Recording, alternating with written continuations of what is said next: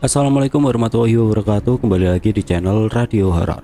Untuk kisah kali ini masih ada sebuah cerita yang ditulis oleh akun Twitternya @waleski10. Dan untuk kisah yang akan saya bawakan kali ini yaitu sebuah kisah yang berjudul Bapak. Dan sebelum kita lanjut ke ceritanya, tekan dulu tombol like video ini dan jangan lupa tekan juga tombol subscribe channel ini dan nyalakan juga lonceng notifikasinya agar tidak ketinggalan cerita-cerita lainnya dari channel ini. Dan seperti apa untuk kisah kali ini? Langsung saja kita masuk ke ceritanya.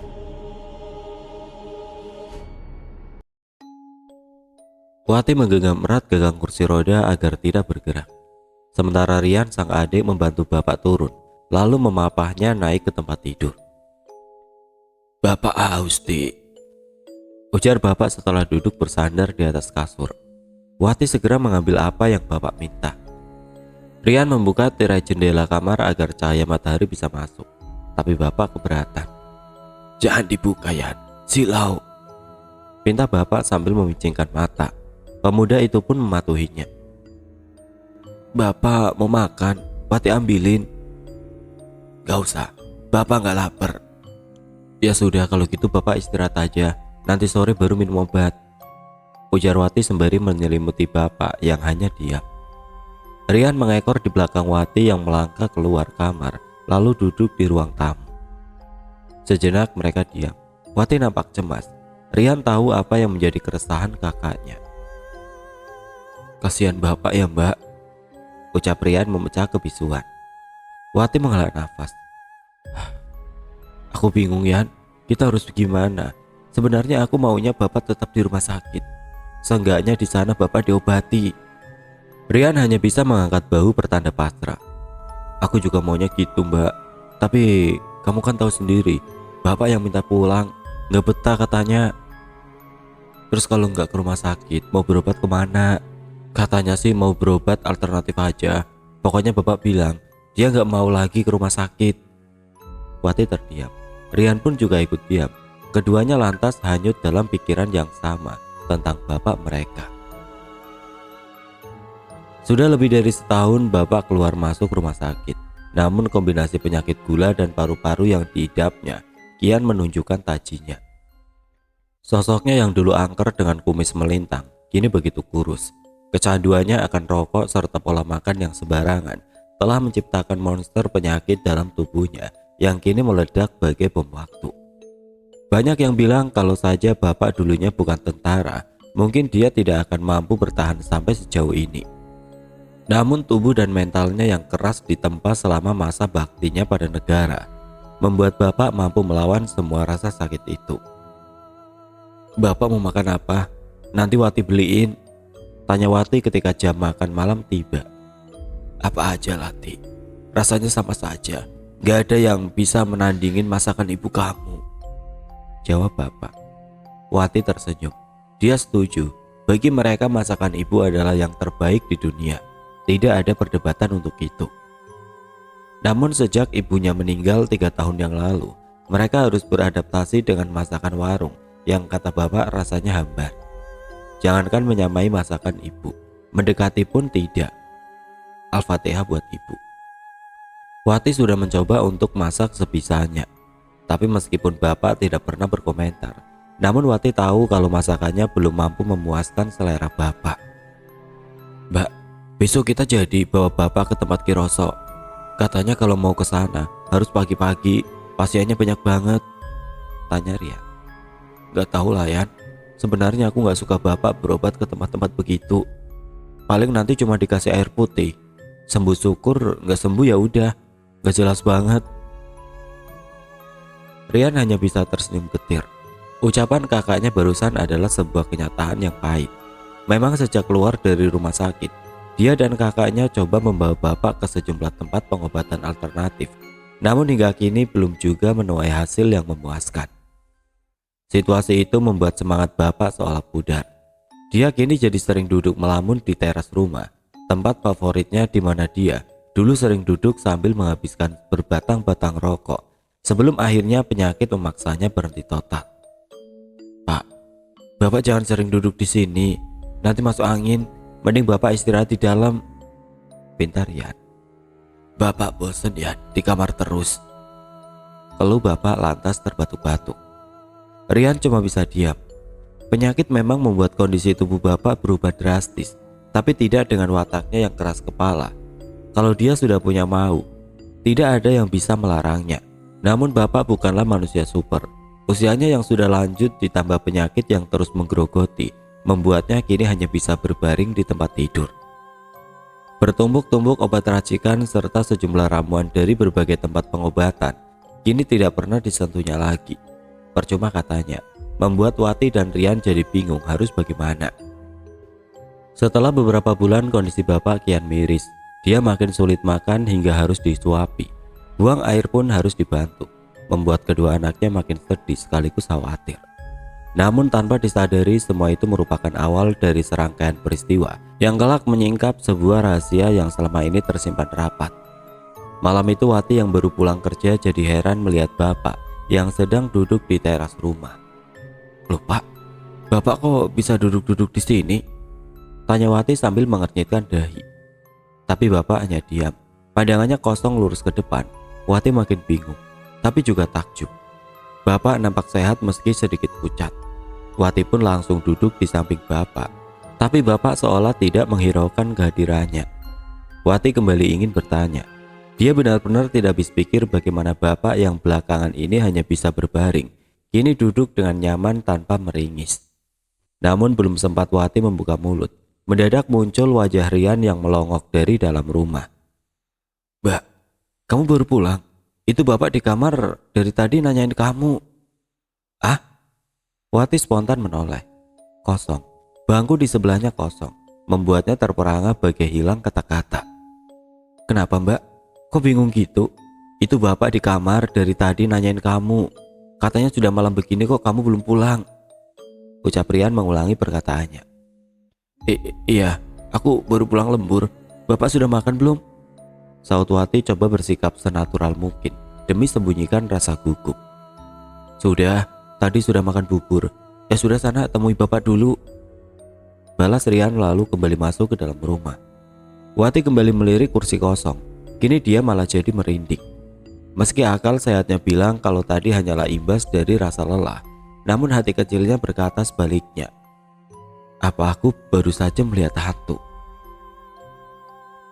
Kejadian itu pun akhirnya terlupakan. Hingga beberapa malam berikutnya, Wati yang baru kembali dari kamar mandi mendengar seperti ada suara orang batuk dari teras rumah. Wati menghampiri jendela, lalu sedikit menyibak tirainya mengintip keluar. "Bapak?" Batinnya bergumam heran saat melihat bapak yang tengah duduk merokok di sana. Bukannya tadi bapak ada di kamar, kok bisa ada di luar sambil merokok pula? Dada Wati jadi berdebar-debar. Dia merasa ada yang tidak benar. Sejenak dia diam di situ dengan benaknya yang ribut. Jujur saja dia jadi takut, tapi penasaran.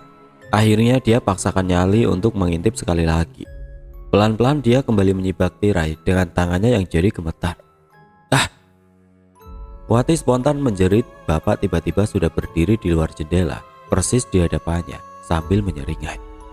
Wati lari terbirit-birit menuju kamar bapak, tapi di situ dia jadi melongo melihat bapak yang sedang terbaring di tempat tidur. Lalu yang di luar siapa? Lututnya jadi lemas, nyalinya amblas, keringat dingin keluar dari pori-pori hingga muncul Rian datang menghampiri.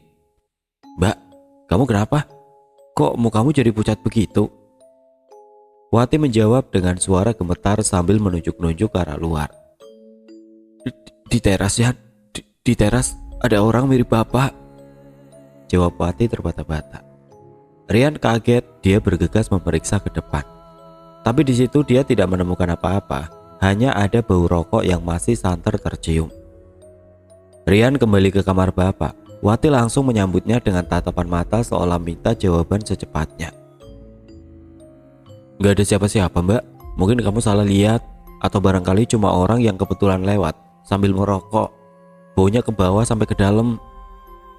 Wati ingin sekali percaya penjelasan itu, namun hati kecilnya menolak. Apa yang dilihatnya tadi terlalu nyata.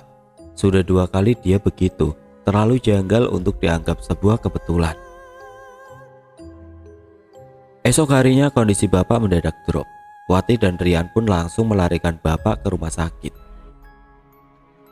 Setelah itu selama berhari-hari Bapak dirawat di ruang ICU. Namun sejak hari pertama masuk, Bapak tidak pernah siuman lagi.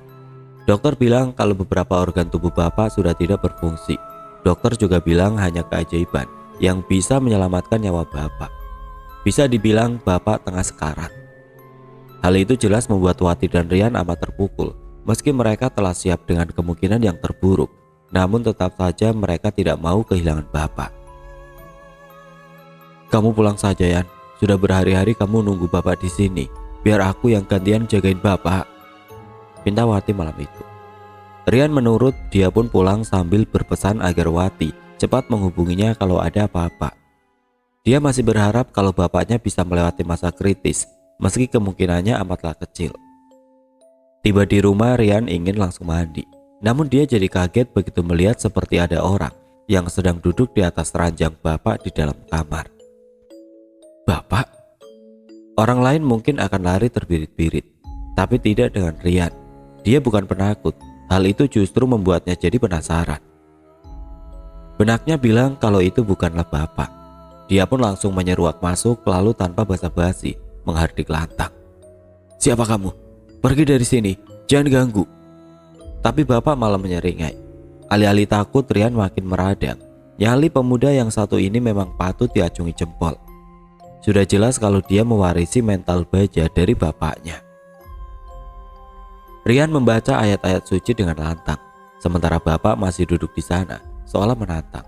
Tapi mendadak lampunya berkedip-kedip, lalu mati. Rian mundur selangkah. Dia meraba saklar lampu tanpa melihat, sementara matanya terus tertuju ke arah ranjang. Lafalan ayat suci dari mulutnya kian keras, tapi ketika lampu kembali menyala, Bapak sudah hilang entah kemana. Astagfirullah, astagfirullah, Allahu Akbar, Allahu Akbar.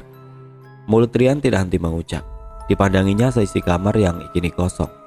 Dia tidak tahu apa yang baru saja dia alami, tapi dia merasa kalau ada sesuatu yang tidak beres. Pagi-pagi sekali Rian kembali ke rumah sakit. Dirinya tidak sabar ingin menceritakan kejadian semalam pada kakaknya. Tapi sesampainya di sana, dia malah disambut oleh Wati dan dokter yang langsung mengajaknya untuk bicara serius. "Bapak kita bawa pulang, Yan," ucap Wati. Rian kaget. Sudah gila, Pak. Dia pun langsung protes tanda tidak setuju. "Kenapa dibawa pulang?" tanya pemuda itu sedikit tidak senang. "Barusan aku konsultasi sama dokter. Bapak sudah gak punya harapan lagi. Kamu ingat kan? Bapak pernah bilang kalau Bapak gak suka rumah sakit. Bapak juga pernah bilang kalau Bapak gak mau sampai meninggal di sini." Rian membisu, lidahnya keluh. Meski hatinya menolak, tapi ucapan kakaknya ada benarnya. Bapak memang pernah berpesan seperti itu. Bapak bilang kalau meninggal di rumah sakit akan merepotkan. Bapak memang tidak pernah mau menyusahkan anak-anaknya. Sejak dibawa pulang, tetangga tidak henti berdatangan demi tunjukkan rasa simpati. Sosok Bapak yang selama ini begitu disegani membuat banyak orang ikut prihatin. Apalagi mereka tahu kalau Bapak kini tengah menjelang ajal. Lantunan surat Yasin tidak henti mengalun dari mulut orang-orang yang duduk mengaji, mengelilingi ranjang di mana Bapak tergolek di atasnya. Wati tidak henti menitikan air mata. Sementara Rian berusaha terlihat tegar meski hatinya pilu. Tapi menjelang tengah malam, tiba-tiba Bapak membuka mata. Semua orang kaget. Lalu terdengar suara mengorok dari mulut Bapak, pertanda sang malaikat pencabut nyawa tengah menjalankan tugasnya. Bapak, Pak, nyebut Pak, nyebut." Wati meratap sambil menggenggam tangan Bapak erat-erat. "La ilaha illallah." Orang-orang mengucap bersautan coba menuntun Bapak untuk kematian yang sempurna. Hingga tidak lama berselang, Bapak mengembuskan nafasnya yang terakhir. "Innalillahi." "Bapak!" Wati menjerit histeris. Rian yang sejak tadi coba terlihat kuat, kini tidak mampu lagi membendung air matanya. Malam itu derai isak tangis mengantarkan kepergian seorang lelaki menghadap penciptanya. Sang pejuang telah pergi. Bendera kuning dipasang, tenda didirikan. Jenazah Bapak disemayamkan di ruang tamu. Para pelayat terus berdatangan. Sebagian coba menenangkan Wati yang tidak henti menangis, sementara yang lain ikut mendampingi Rian yang duduk terdiam di samping jenazah Bapak yang ditutupi kain. "Nah Rian, semua sudah saya urus. Besok pagi-pagi jenazah bapak kita makamkan, ucap Pak RT. Rian hanya mengangguk. Pak RT menepuk-nepuk pundak Rian, lalu beringsut mundur. Semua orang terlihat sedih dan murung, namun semua wajah seketika terperangah saat terjadi sesuatu. Bapak tiba-tiba bangkit. Astagfirullah. Sebagian orang spontan menyingkir ketakutan, sementara yang lain hanya diam terpana, bagai terhipnotis sambil menatap dengan pandangan ngeri. Wati menjerit histeris. Dia ingin mendekat namun tubuhnya terlanjur lemas, sementara Rian hanya bisa melongo, persis di samping jasad bapak yang kini duduk berselonjor dengan mata melotot. Suasana berubah jadi mencekam. Suara orang-orang yang beristighfar terus mengudara bercampur dengan rasa takut yang merajalela. Brak! Jenazah bapak tiba-tiba kembali rebah. Untuk sesaat tidak ada yang berani mendekat. Siapa pula yang berani? Jasad bapak kini terbaring dengan mata terbuka lebar. Sampai akhirnya Rian memberanikan diri mengusap mata bapak hingga kembali terpejam. Subhanallah, subhanallah. Kemudian datang Ustadz Jailani, sang guru ngaji yang coba meredam situasi. Ayo, gak apa-apa, gak perlu takut. Ayo ngaji lagi, usahakan jangan sampai putus. Ucapnya memberi saran yang menenangkan. Meski ragu-ragu, orang-orang pun menuruti perintah itu, namun mereka tetap menjaga jarak. Ustadz Jailani coba memberi contoh dengan duduk persis di samping jenazah bapak. Tapi tetap saja tidak ada yang punya nyali untuk mengikuti. Menjelang pagi makin banyak orang yang berdatangan. Kabar tentang jenazah bapak yang sempat bangun langsung menyebar dengan cepatnya. Hingga waktunya tiba, jenazah bapak segera dimandikan lalu dikafani untuk selanjutnya disolatkan. Dan setelah semuanya siap, jenazah bapak langsung dibawa untuk dimakamkan dengan diantar begitu banyak orang yang berbisik-bisik. Malam itu malam pertama tanpa bapak. Rian dan Wati duduk muram. Tidak sepatah kata pun terucap dari mulut keduanya yang sejak tadi bungkam. Rumah yang dulunya hangat kini jadi sepi dan dingin. Kamar bapak yang kosong meninggalkan berjuta memori. Semuanya terasa tidak sama lagi. Entah butuh berapa lama hingga duka ini bisa hilang. Namun yang pasti, semua tentang bapak akan selalu terkenang. Lebih baik kamu tidur, Mbak. Sepertinya kamu kecapean, ucap Rian memecah keheningan. Wati mengiyakan. Dia pun langsung masuk ke dalam kamarnya dan mengunci pintunya dari dalam. Rian duduk melamun di ruang tamu. Kejadian kemarin sungguh mengusik hati. Bagaimana bisa jenazah bapak mendadak bangun lalu melotot? Ada apa ini? Ada yang memberi alasan logis dengan bilang kalau tubuh orang mati masih bisa bereaksi beberapa jam setelah kematian. Tapi banyak juga yang bilang kalau bapak mati suri. Entah mana yang benar, Rian tidak tahu. Sejak tadi Rian ingin sekali membicarakannya dengan Wati. Rian tahu kalau kakaknya juga punya keresahan yang sama. Tapi dia pikir ini bukan waktu yang tepat untuk membicarakan hal itu. Duka ini sudah terlalu berat. Dia tidak ingin menambahkannya dengan sesuatu yang makin membebani pikiran. Rian memutuskan untuk pergi tidur. Sudah cukup untuk hari ini. Bukan hanya badannya yang lelah, tapi juga pikirannya. Mungkin dengan tidur semua itu bisa dikurangi, sambil berharap bermimpi bertemu bapak dan ibu yang tersenyum bahagia. Entah berapa lama Rian tertidur hingga dia jadi terbangun begitu mendengar suara berdebum keras dari teras rumah. Brok, brok, brak. Rian terbangun sembari kernyitkan dahi. Suara apa itu? Dirinya curiga kalau ada maling yang mau masuk. Dia lekas bangkit lalu melangkah tergesa-gesa mendekati jendela. Namun aroma bunga bercampur kapur barus membuat benak Rian malah jadi bertanya-tanya. Pelan-pelan Rian menyibak tirainya dan langsung terperajat. Ada pocong di kursi teras. Rian bergegas membuka pintu. Hatinya begitu kesal. Bagaimana bisa di saat seperti ini ada orang usil tidak punya otak yang coba menakut-nakuti dengan candaan yang tidak lucu. Sungguh keterlaluan. Rian ingin segera menumpahkan kekesalannya, tapi alih-alih marah, dia malah jadi terdiam. Pocong yang tadinya dia pikir hanya boneka, ternyata bukan. Rian bagai kehilangan kata-kata. Sukar dipercaya, pocong itu duduk bersandar di kursi dengan kain kafan yang masih baru walau sedikit kotor. Bagian kepalanya terbuka hingga menampakkan wajah yang begitu dia kenal. Bapak. Wangi bunga bercampur kapur barus begitu tajam menyengat. Tapi Rian tidak takut. Dia perlahan mendekat hingga berdiri persis di depan pocong itu. Sebentar dia perhatikan dekat-dekat. Dia ingin yakinkan diri kalau dia tidak salah lihat. Tapi itu benar-benar jenazah bapaknya. Bagaimana bisa? Lalu mendadak Wati muncul dari dalam rumah. Rupanya dia juga ikut terusik, lantas terbangun.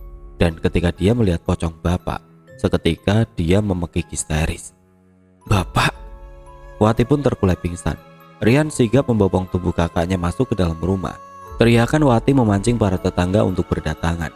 Sama seperti Rian dan Wati, mereka pun ikut terperajat. Ya Allah. Tempat itu pun seketika gempar. Orang-orang berduyun-duyun berdatangan, lalu berkerumun sambil terheran-heran menyaksikan jenazah bapak yang duduk bersandar di kursi teras. Semua bergidik ngeri, menerka dan menebak apa yang sebenarnya telah terjadi. Rian tidak ingin jenazah bapaknya jadi tontonan. Dia segera meminta tolong Pak RT dan beberapa orang untuk membantunya membawa jenazah bapak masuk ke dalam rumah. Rian masih tidak habis pikir, kenapa jenazah bapak bisa ada di sini? Siapa pula yang telah berani membongkar makam bapak? Apa maksudnya? Lalu bagaimana cara orang itu membawanya? Sama sekali tidak ada saksi mata. Dia ingin sekali melaporkan kejadian itu pada polisi. Kehormatan bapaknya benar-benar telah tercoreng. Apa salah bapak? Setaunya bapak tidak punya musuh. Semasa hidupnya bapak dikenal sebagai orang yang baik dan tulus. Apalagi melihat Wati yang terus menangis, hati Rian makin nelangsa. Apa tidak cukup semua duka ini mereka terima? Tapi Rian tidak mau memperpanjang masalah. Dia masih berduka. Lalu atas saran Pak RT dan Ustadz Jelani, jenazah bapak pun kembali dimakamkan di antara suara sumbang orang-orang yang telah bergunjing. "Yang sabar ya nak Rian," ucap Pak RT sambil menepuk-nepuk pundak Rian. Coba tunjukkan rasa simpatik. "Iya Pak, tapi saya masih gak habis pikir. Siapa yang sudah tega melakukannya? Apa maksudnya membongkar makam bapak, lalu membawa jasadnya kemari?" "Sintik," gerutu Rian dengan wajah yang geram. "Saya paham, kamu pasti marah. Kita semua juga begitu. Bapakmu orang yang disegani di kampung ini, tapi kita belum tahu apa yang sebenarnya terjadi. Nanti coba kita selidiki. Sekarang kita doakan saja semoga bapakmu bisa tenang di alam sana," jawab Pak RT terdengar bijak. Rian menghela nafas. Ucapan Pak RT sedikit banyak meredam emosinya. Tapi jujur saja dia masih penasaran. Namun untuk saat ini memang tidak banyak yang bisa dia lakukan. Pengajian telah usai sejak tadi. Rumah kembali sepi. Wati mengurung diri di dalam kamarnya. Dia begitu syok. Rian sebenarnya juga terpukul, tapi dia coba menyikapinya dengan kepala dingin. Dalam situasi seperti ini, salah satu dari mereka harus ada yang tetap waras. Malam pun kian larut. Rian masih merenung di dalam kamarnya. Hujan gerimis di luar sana seolah mengantarkan pikiran makin jauh berkelana. Apa semua ini ada hubungannya dengan sejumlah peristiwa sebelum bapak meninggal? Rian jelas masih ingat betapa dia terkejut melihat bapak duduk di dalam kamarnya, padahal dalam waktu yang sama bapak sedang terbaring di rumah sakit. Lalu Wati juga sempat melihat bapak yang katanya sedang merokok di teras rumah. Meski Rian tidak sempat melihatnya, namun dia jelas masih ingat bau asap rokoknya. Waktu berjalan terasa lambat, tapi tanpa sadar Rian sudah melamun begitu lama. Kini nyaris jam 3 pagi. Namun beban pikiran seolah menghalanginya untuk tidur. Bruk, bruk, brak. Rian terkejut saat mendengar suara itu. Suara yang sama dengan kemarin. Apa jangan-jangan? Rian langsung berlari melintasi ruang tamu dan segera menyibak tirai jendela. Astaga, dia benar-benar tidak percaya. Rian cepat membuka pintu. Untuk kedua kalinya dia diam terpaku. Ada jasad bapak yang kembali duduk bersandar di kursi teras. Namun kali ini jasad bapak jadi telanjang karena kain kafannya terlepas dan teronggok di lantai dalam kondisi belepotan tanah. Ya Allah, perasaan Rian campur aduk. Namun rasa sedih dan marah begitu mendominasi. Bangsat, siapa orang yang telah kurang ajar mempermainkan jasad bapak seperti ini? Dalam hati dia berjanji, kelak dia akan membuat perhitungan yang setimpal. Yan, ada apa? Terdengar suara Wati yang memanggil dari dalam sana. Rian pun mencegah Wati untuk datang mendekat. Kakaknya itu pasti tidak kuat bila melihat semua ini. Jangan keluar mbak, pokoknya jangan keluar. Kenapa? teriak Wati dari ruang tamu. "Bapak, balik lagi," jawab Rian singkat. Tapi itu sudah cukup untuk membuat Wati spontan menangis histeris di dalam sana. Rian mengambil kain kafan untuk menutupi jasad bapak. Dia pun segera menghubungi Pak RT dan melaporkan kejadian itu. Untuk kedua kalinya tempat itu geger. Orang-orang pun kembali berdatangan. Hujan seolah tidak menghalangi rasa penasaran mereka yang ingin menyaksikan sebuah peristiwa yang teramat langka. Lalu ditemani Pak RT, esok paginya Rian melaporkan kejadian itu pada polisi. Petugas pun datang menyelidiki, termasuk memeriksa makam bapak yang nampak berantakan, digenangi air hujan. Namun ada satu temuan yang aneh. Kaki bapak nampak kotor, sementara ada jejak tapak kaki seukuran tapak kaki bapak di sekitar area makam dan juga di teras rumah. Seolah menandakan kalau jasad bapak berjalan sendiri. Tapi apa mungkin? Jenazah bapak tadinya hendak dibawa untuk diotopsi, namun Rian keberatan. Tidak terbayangkan apa yang akan dilakukan polisi pada jasad bapaknya. Menjelang ajalnya bapak begitu menderita. Rian tidak mau kalau setelah meninggal, jasad bapak juga mengalami hal yang sama. Jenazah bapak pun akhirnya kembali dimakamkan, namun jasadnya terpaksa dikubur di lubang yang lain karena makam yang lama masih di garis polisi. Demi mencegah terulangnya kembali hal yang sama, malam itu Rian ditemani beberapa orang menjaga makam bapak. Seumur-umur baru kali ini mereka melakukan hal semacam itu. Mereka berjaga di tempat yang tersembunyi, sekitar beberapa belas meter dari makam bapak. Hal itu sengaja dilakukan agar mereka bisa memergoki sang pelaku bila dia benar-benar nekat kembali datang untuk mengulangi perbuatannya. Selama berjaga sebenarnya mereka semua dilanda rasa gelisah. Meski mereka sudah mencoba untuk bersikap sewajar mungkin, namun dalam hati mereka begitu cemas, tidak terkecuali Rian. Makam itu memang makam bapaknya, tapi semua peristiwa yang terjadi telah menciptakan kerisauan tersendiri. Bagaimana tidak? Entah apa yang bakal terjadi kalau sang pelaku benar-benar muncul. Sudah terbayangkan segila apa orang itu, dan orang gila biasanya tidak segan untuk bertindak nekat. Tapi Rian telah siap, demi bapaknya, apapun akan dia hadapi. Lewat tengah malam hujan gerimis kembali turun, namun mereka masih tetap berjaga di naungi tenda plastik yang memang telah dipersiapkan sejak sore. Mendadak terdengar suara yang mencurigakan. Sayup di tengah derai rintik hujan, Rian spontan menyorotkan senternya ke arah makam bapak. Suara apa itu? Mereka hanya bisa saling pandang sambil menduga-duga. Tapi tidak lama kemudian, brak! Makam bapak tiba-tiba ambrol. Lalu muncul dua tangan kotor yang menggapai-gapai, seolah mencari pegangan untuk keluar. Semua orang memaki kaget. Untuk sesaat mereka terkesima. Mereka hanya bisa menatap ngeri saat jasad bapak merayap keluar dari liang lahat. Kain kafannya berantakan, belepotan dengan tanah. Lalu dengan tertatih jasad bapak melangkah kaku bagai zombie di tengah rintik hujan, meninggalkan lubang kubur yang kini menganga. "Bapak!" Rian berteriak keras, sementara yang lain bagai tergugah, lalu lari pontang-panting meninggalkan Rian seorang diri. Jasad bapak terus melangkah. Rian berlari mendekatinya dan langsung menubruknya dari belakang. Brak! Keduanya jatuh tersungkur mencium tanah becek. Lalu belum tahu apa yang sebenarnya terjadi. Tapi yang ada di benaknya saat ini adalah bagaimana cara menghentikan bapak. Mulut bapak menggeram-geram. Dia mencoba untuk bangkit. Rian sekuat tenaga berusaha untuk menahannya. Namun jasad bapak seolah memiliki tenaga yang kuat hingga Rian malah jadi terpental. Tapi Rian pantang menyerah. Dia bangkit lagi lalu kembali menubruk. Namun lagi-lagi dia terpental saat bapak menggeliat mengibaskan tangannya. Rian kembali bangkit. Tapi kali ini dia biarkan jasad bapak terus melangkah sembari memikirkan cara lain untuk menghentikannya. Dia sadar kalau tenaganya tidak cukup untuk menghalangi. "Pak, bapak!" Sepanjang jalan Rian terus memanggil memelas. Dia berharap suaranya bisa menghentikan langkah bapak. Namun sia-sia. Sang bapak terus melangkah tanpa menghiraukan Rian yang kini menangis terisak-isak. Lalu nampak dari jauh Pak RT dan Ustadz Jailani datang bersama orang-orang kampung yang bergerombol mengekor di belakangnya. "Astagfirullah, subhanallah." Semua orang langsung mengucap saling bersautan saat melihat fenomena mengerikan itu. "Minggir, beri dia jalan," pinta Ustadz Jailani coba menghalau massa yang berkerumun menghalangi langkah bapak. Pak Ustadz, bagaimana ini Pak? Tanya Rian mengiba memohon petunjuk. Sabar nak Rian, ini jelas ada yang tidak beres. Tapi saya belum bisa pastikan. Sementara kita biarkan dulu jasad bapakmu sampai di tempat tujuannya. Tidak ada gunanya kita menghalangi. Saud Ustadz Jailani coba memberi masukan. Rian pun menurut. Dia terus mendampingi jasad bapak yang melangkah di antara kerumunan orang-orang yang memandangi dengan tatapan ngeri.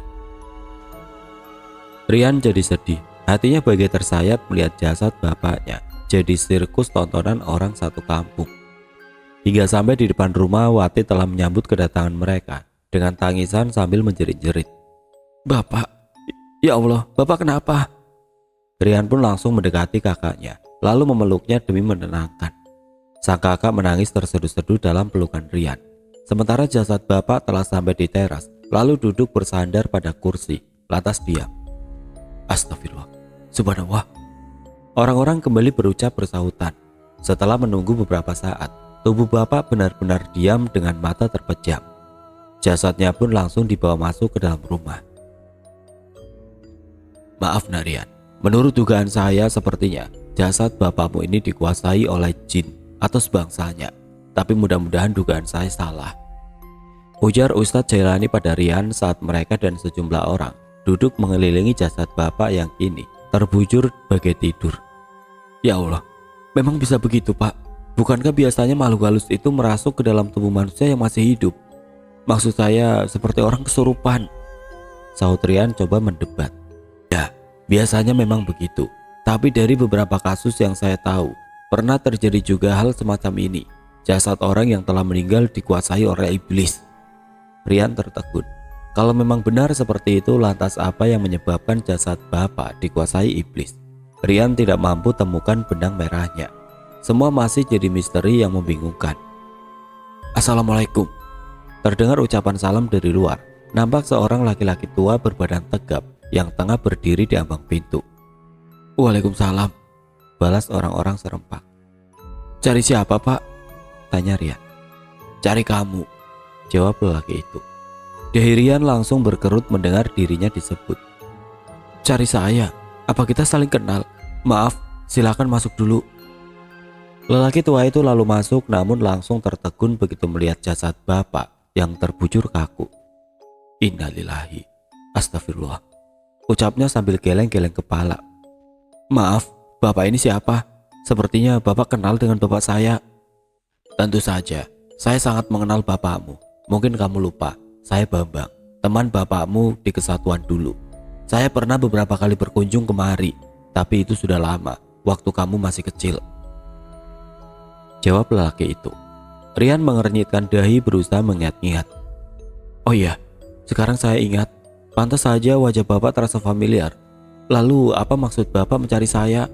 Maaf sekali lagi, saat ini kami sedang berduka. Iya nak, saya tahu. Saya juga berduka. Waktu bapakmu wafat, sebenarnya saya mau langsung datang kemari. Tapi waktu itu saya ada halangan. Tapi begitu mendengar apa yang terjadi dengan jasad bapakmu, saya langsung paksakan untuk datang kemari. Karena ada hal penting yang harus saya sampaikan. Hal penting apa Pak?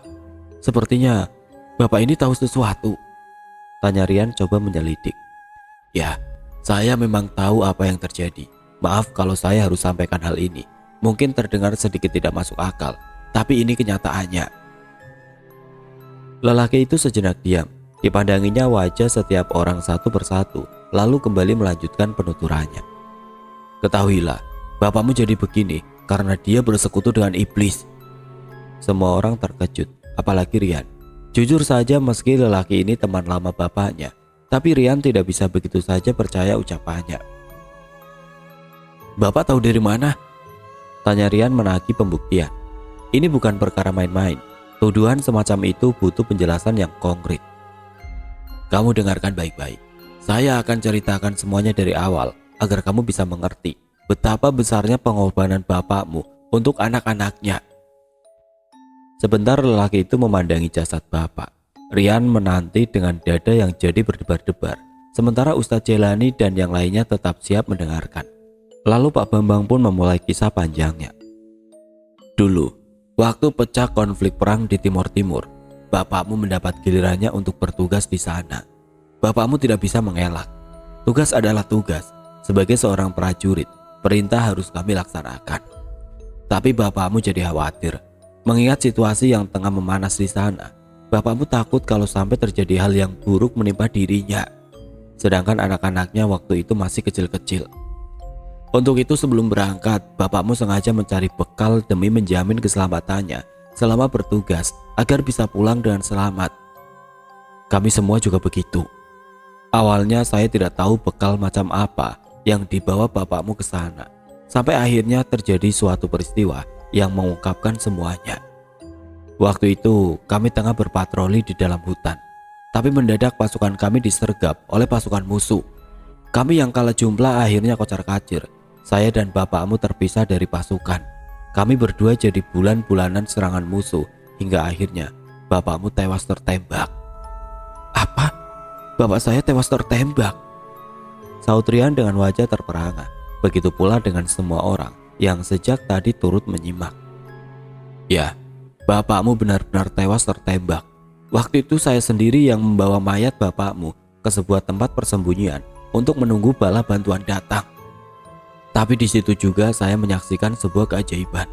Setelah beberapa saat bapakmu tiba-tiba saja hidup lagi. Saya jelas kaget dan tidak percaya. Tapi bapakmu benar-benar hidup lagi. Luar biasa. Lalu bapakmu menceritakan apa yang sebenarnya terjadi.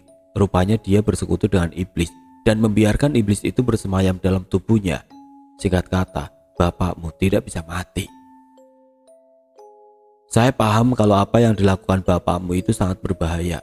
Tapi dia dengan entengnya menjawab kalau iblis itu bisa dengan mudahnya diusir oleh guru spiritualnya. Tapi yang jadi masalah, beberapa bulan kemudian terdengar kabar kalau gurunya itu meninggal. Bapakmu sempat kebingungan, tapi dia berusaha untuk tetap tenang. Sebab menurut penuturan bapakmu, masih ada cara lain agar dia bisa terlepas dari iblis itu. Ada cara lain? Bagaimana caranya, Pak? Rian penasaran. Dia jadi antusias begitu mengetahui ada jalan keluar dari semua keanehan ini. Penggal kepala bapakmu, ucap Pak Bambang dengan wajah serius. Ah, penggal? Penggal kepala? Mulut Rian sampai terengah-engah dibuatnya. Ya, penggal kepalanya, itu yang bapakmu bilang. Dan selama ini tidak ada orang lain yang tahu kecuali saya. Bapakmu sengaja meminta saya untuk merahasiakannya. Saud Pak Bambang coba menyaksikan. Ya Allah, Bapak. Rian hanya bisa bergumam pelan. Tapi tidak cukup hanya dipenggal. Tubuh dan kepalanya harus dipisah sejauh mungkin. Dulu bapakmu pernah berkelakar dengan bilang, buang saja kepalaku ke laut. Waktu itu kami hanya tertawa. Tapi sekarang mungkin itu jalan keluarnya. Pak Bambang menambahkan. Sebentar Rian membisu, batinnya berkecamuk, memenggal kepala bapak. Melihat bapak sakit saja dia tidak tega. Maaf Pak, saya nggak mungkin tega memenggal kepala bapak saya sendiri. Saya tahu, siapa juga yang tega. Kalau memang ada cara lain yang lebih baik, silakan saja. Saya hanya sekedar menyampaikan apa yang saya tahu. Selebihnya terserah kamu.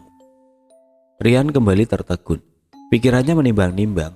Tadinya dia punya niat untuk mengubur jasad bapak, lalu menutup liang lahat dengan semen cor. Tapi dia buang ide itu jauh-jauh, karena hal itu seolah memperlakukan jasad bapak tidak ubahnya pondasi bangunan. Tapi memenggal leher bapak lalu membuang kepalanya ke laut, sungguh kegilaan yang jauh lebih miris. Atau jasad bapak dibakar saja, sepertinya itu jauh lebih baik. Tapi apakah itu tidak bertentangan dengan agama? Rian jadi pusing memikirkannya.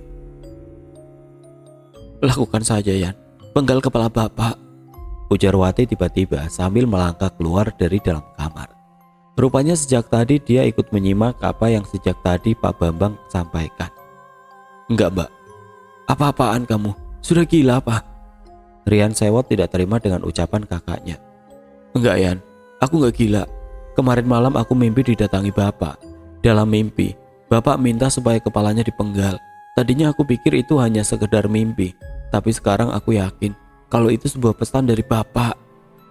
Jelas Wati panjang lebar. Rian jadi terdiam. Semua orang juga ikut diam. Mimpi memang hanya kembang tidur.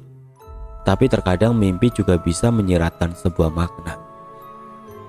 Tapi aku nggak tega kalau harus penggal kepala bapak, sahut Rian sembari menutupi wajahnya dengan kedua telapak tangan.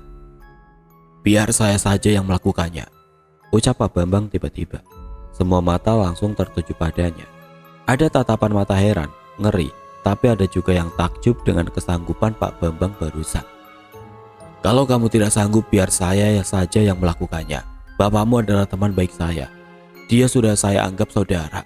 Kalau memang hal itu bisa menghilangkan penderitaannya, tentu akan saya lakukan, tambah Pak Bambang penuh keyakinan.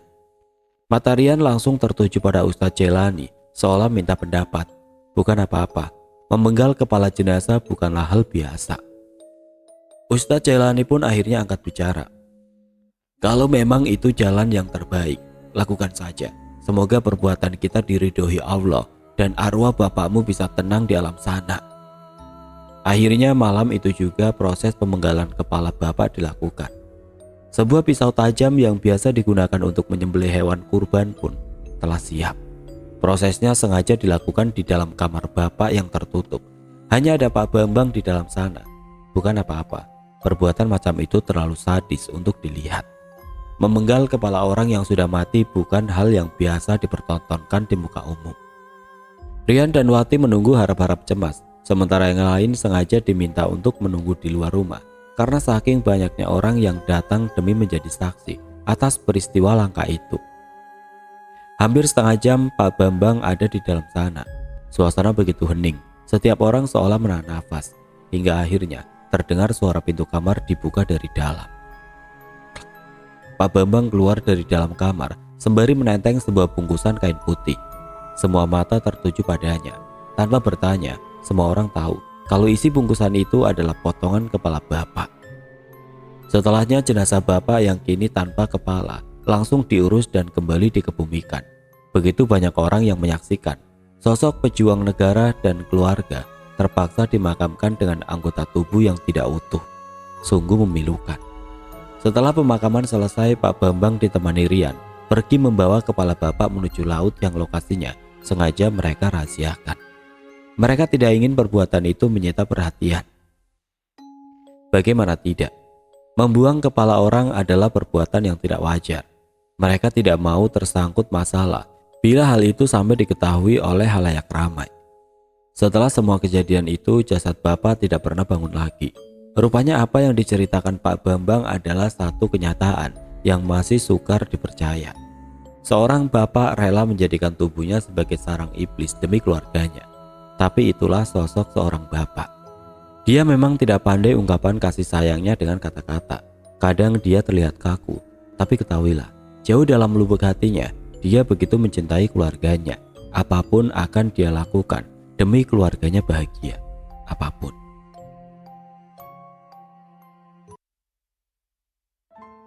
Oke teman-teman, sekian untuk kisah kali ini. Semoga apa yang sudah saya sampaikan dalam kisah ini dapat dijadikan pembelajaran untuk kita semua. Dan buat teman-teman yang baru bergabung, jangan lupa untuk like, komen, share, serta subscribe channel ini. Dan nantikan kisah-kisah horor berikutnya tetap di channel Radio Horor. Wassalamualaikum warahmatullahi wabarakatuh.